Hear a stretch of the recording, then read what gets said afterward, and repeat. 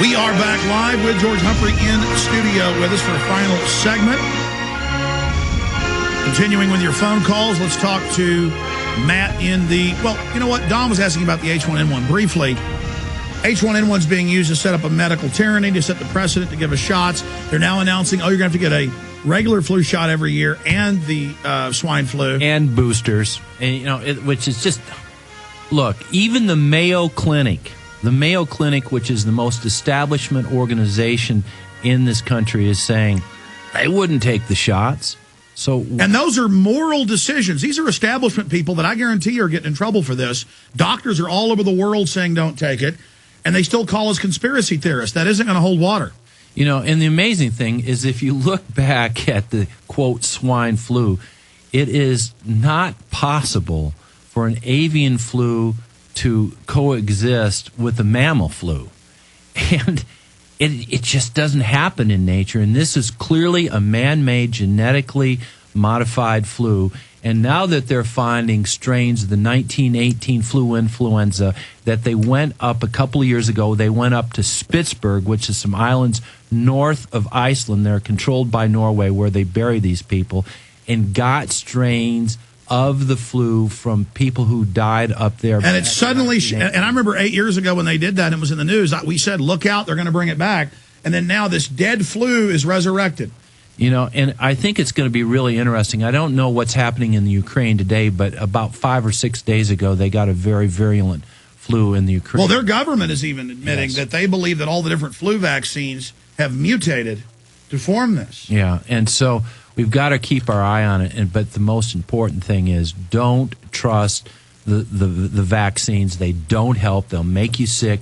There's people right here in Austin, Texas, who've taken it and who have become paralyzed. I know a whole bunch of people. Yeah, absolutely.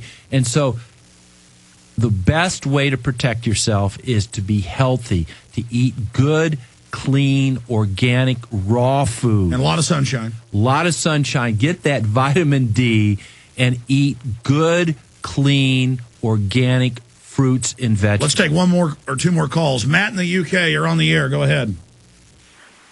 Hi, Alex, and hi, George. Good afternoon. And by the way, Alex, you are growing very rapidly in the UK, by the way, so put your head up high, mate. But see, I mean, here's the problem. I have you make your point, but on the whole ADL subject, I want to get bigger to reach more people, but I'm almost like steaming towards my destruction, but I morally have to do it. It's not like, ooh, I'm getting big. I'm a celebrity now around the world. Bigger and bigger. Media now, when they talk about conspiracies, just uses my name, Alex Jones. It's like a meme.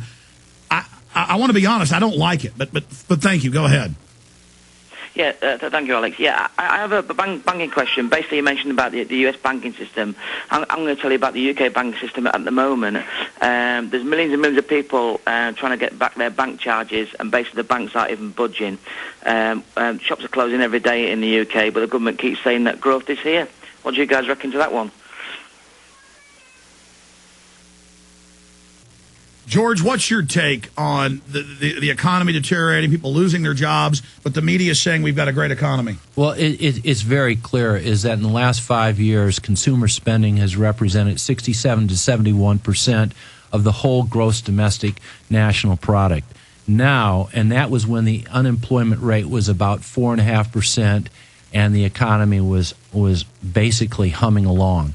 Today, the unemployment, the official rates are 10.25% unemployment.